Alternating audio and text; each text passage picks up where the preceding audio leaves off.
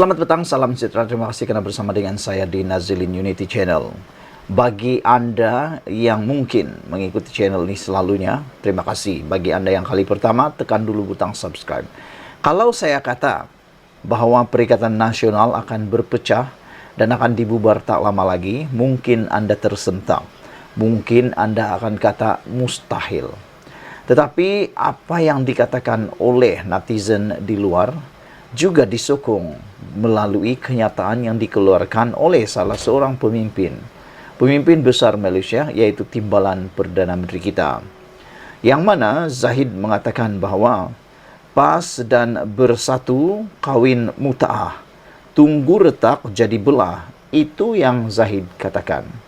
Mungkin ramai yang marah, mungkin ramai yang mengutuk, mungkin ramai yang akan mengecam dengan kenyataan daripada Zahid Hamidi ini, yaitu Perikatan Nasional mungkin akan retak, mungkin akan bubar tak lama lagi. Ditambah pula, selepas beberapa hari, PAS telah bekerja sama ataupun melalui Hadi Awang dan beberapa pemimpinnya telah pun menunjukkan komitmen bersama dengan Tun Mahathir Mohamad yang sebenarnya sebelum ini ialah musuh ketat kepada Hadi Awang. Sehingga kan apa yang dikatakan oleh Zahid, PAS dan bersatu sebenarnya kawin muta'ah, tinggal tunggu retak jadi belah. Jadi kalau selama ini Hadi Awang seringkali mengatakan kerajaan ini akan tumbang, bahkan beliau meramalkan kerajaan Anwar Ibrahim akan tumbang tak lama lagi, dan ada yang mengatakan bukan kerajaan yang mau ditumbangkan tetapi Anwar Ibrahim sahaja. Makna kata mereka memang takut kepada Anwar Ibrahim, kerana Anwar Ibrahim ialah pemimpin yang berwibawa, yang memerangi rasuah. Menurut Zahid Hamidi, Presiden UMNO itu berkata, Datuk Seri Ahmad Zahidi menjangkakan gabungan Perikatan Nasional PN, khususnya antara PAS dan Parti Pribumi Bersatu Malaysia, tidak akan bertahan lama lagi, dengan menyifatkan hubungan kedua-duanya sebagai kawin muta'ah. Kita mendengar bahawa perkawinan muta'ah, kontrak atau sementara politik itu pasti dalam bentuk sementara. Banyak kali terbukti benar. Kata Zahid Hamidi, kita tunggulah apabila retak menjadi belah. Katanya ketika ditemui selepas sambutan ulang tahun UMNO ke-77 di Surau Ar-Rahman, Menara Datuk Pusat Dagangan Dunia Putra WTC KL dan pada Khamis. Sementara itu, Ahmad Zahid menegaskan bahawa UMNO memainkan peranan penting terutama dalam mewujudkan atau menyatukan pelbagai pertubuhan lebih 7 dekad lalu. 77 tahun lalu, pada tarikh yang sama, UMNO menyatukan pelbagai pertubuhan bukan untung. Jangan lupa sejarahnya, kata Ahmad Zahid Hamidi. Menurutnya, dalam tempoh itu, UMNO berdepan pelbagai fitnah yang berusaha menjatuhkan parti itu. Namun, beliau meminta semua ahli parti Melayu terus mempercayai bahawa UMNO masih lagi relevan. Semangat nasionalisme tidak ditiupkan oleh jalanan, tetapi oleh istana. Di WTC ini kita berkumpul, tetapi dalam 7 dekad ini kita telah bergerak dalam pelbagai gelombang, kata beliau. UMNO berdepan pelbagai fitnah sehingga kita terperangkap dalam pilihan raya umum ke-15, namun UMNO masih relevan, kata beliau lagi. Dalam pada itu, beliau turut menggesa semua sayap dalam UMNO agar bersama-sama membina semua parti itu. Ahmad Zahid yang juga Timbalan Perdana Menteri berkata, UMNO mesti mencorakkan parti di mana generasi baru akan bangkit dan melakukan perubahan. Puteri, pemuda, wanita atau kita yang menjadi kumpulan veteran, kita mesti bersama-sama, kata Zahid Hamidi. Kita menghormati yang lama tetapi kita menyayangi yang baru. Saya harap generasi baru pemuda, puteri, wanita bersedia dari sekarang. Jangan lagi menggunakan kaedah konvensional, ujar beliau. Sambutan ulang tahun ke-77 UMNO itu dimulakan dengan solat maghrib dan bacaan surah Yasin. Antara pemimpin UMNO yang turut hadir adalah Timbalan Presiden UMNO Datuk Seri Muhammad Hassan, Naib Presiden UMNO Datuk Seri Johari Abdul Ghani dan Ketua Pemuda UMNO Dr. Muhammad Akmal Saleh. Saudara-saudara, apa yang dinyatakan oleh Zahid Hamidi ini memang membuka minda kita, bahkan mungkin akan menimbulkan perdebatan. Apa pendapat kamu semua? Sila tinggalkan komen Anda dalam ruangan komen di bawah ini. Sila tulis apa pendapat kamu tentang ulasan daripada Zaid Hamidi ini, yaitu pas dan bersatu sebenarnya kawin mut'ah, tunggu retak jadi belah. Adakah benar dakwaan Zaid Hamidi ini bahawa Perikatan Nasional melalui PAS dan Bersatu akan menjadi retak tak lama lagi? Sekian dulu untuk kali ini, ikuti terus ulasan selepas ini. Selamat petang, salam sejahtera.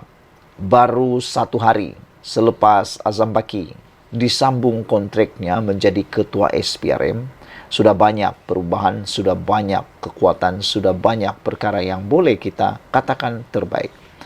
Walaupun mungkin Anda tidak setuju dengan saya, tetapi pada pendapat saya, apa yang dilakukan oleh SPRM sekarang adalah amat-amat rasional dan amat-amat membanggakan kita. Manakala tidak, begitu banyak tangkapan, pendakwaan dan juga pendedahan berkaitan rasuah yang berlaku di Malaysia yang kita tak pernah tahu, sekarang barulah kita tahu. Terkini, Azam Baki mengatakan, kalau Anda tak suka dengan saya, itu masalah kamu, kata Azam Baki. Beliau kata, kamu tak suka saya, itu bukan masalah saya. Itu sesuatu yang saya suka. Apabila Azam Baki yang merupakan ketua kepada menangani rasuah yang di Malaysia, berlaku di Malaysia, beliau patut lebih garang lagi. Jangan peduli dengan apa orang kata. Kerana apa yang didedahkan oleh Azam Baki bahawa beliau kata, 2 hingga 4% daripada keluaran dalam negara kasar negara boleh hilang akibat rasuah. Bayangkan saudara-saudara, kalau ini tidak ditangani dengan segera, kalau hal ini terus berterusan, terus menular dalam negara kita akan rugi 2 hingga 4% daripada keluaran dalam negara kasar. Itu bukan satu jumlah yang kecil, itu satu jumlah yang besar. Itu uang yang boleh hilang akibat rasuah. Jadi kita sepatutnya bertindak dengan lebih agresif dan kita sepatutnya menyokong tindakan Azam Baki untuk menumpukan kes kepada kepentingan awam untuk mengurangkan ketirisan. Azam Baki mendedahkan bahawa setiap tahun 2 hingga 4% hilang itu berjumlah sehingga RM30 bilion hingga 40 bilion setahun. Bayangkan, Azam Baki dedahkan ini berjumlah hingga 30 hingga 40 bilion setahun yang melibatkan hilang akibat rasuah. Beliau kata sekiranya kita boleh selamatkan sekurang-kurangnya 10 bilion, itu sudah memadai. Kerana kata beliau, kamu juga boleh menggunakan uang itu untuk membayar bonus kepada rakyat. Kepada mereka yang menunggu-nunggu bonus setiap tahun, terutamanya para penjawat awam, kita harus mengerti bahawa perbuatan rasuah itu sebenarnya telah pun menyebabkan bonus yang kita sepatutnya dapat lebih banyak telah disakau oleh orang-orang yang makan rasuah. 10 bilion saja kalau dapat ditangani, itu sudah dapat memadai dan cukup untuk membayar bonus kepada rakyat. Betul lah tu. Ini satu perkara yang kita sokong. Ini satu perkara yang harus kita sokong. Dan jangan sampai 10 bilion itu hanya jatuh kepada orang-orang yang tertentu sahaja. Rakyat Malaysia memerlukan 10 bilion itu untuk meneruskan hidup. Dan saudara-saudara, apa yang didedahkan oleh SPRM pada ketika ini amatlah mengejutkan kita. Apabila SPRM kata, SPRM hanya ikut undang-undang, bukan menekan atas faktor politik.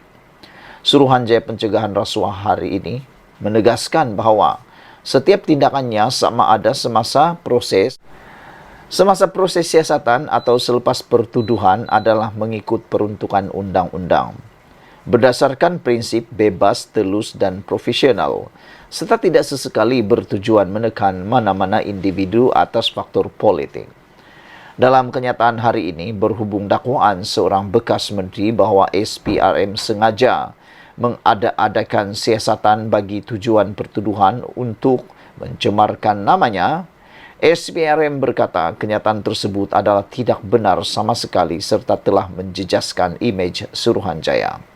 Semalam, bekas Menteri Dalam Negeri Datuk Seri Hamzah Zainuddin mendakwa kes pertuduhan membabitkan ahli perniagaan SIM Cho Tiam yang turut mengheret namanya jelas bertujuan untuk merosakkan nama baiknya, Bersatu dan Perikatan Nasional. Hamzah turut mengesahkan beliau dipanggil SPRM semalam bagi memberi keterangan berkaitan satu kes pendakwaan membabitkan ahli perniagaan itu di Mahkamah Session Kuala Lumpur pada hari yang sama. SPRM ingin menegaskan bahawa semua siasatan yang dijalankan adalah berdasarkan maklumat serta bukti-bukti sahih yang diperoleh oleh Suruhanjaya ini. Kertas-kertas siasatan yang telah dilengkapkan dengan penemuan elemen-elemen kesalahan di bawah Akta SPRM 2009 serta akta berkaitan kemudian dirujuk kepada Jabatan Peguam Negara untuk kajian dan pertimbangan sewajarnya menurut Suruhanjaya itu. Saudara-saudara sekalian, saya sangat setuju dengan kata-kata daripada SPRM ini bahawa SPRM harus ikut undang-undang dan bukan menekan atas faktor politik.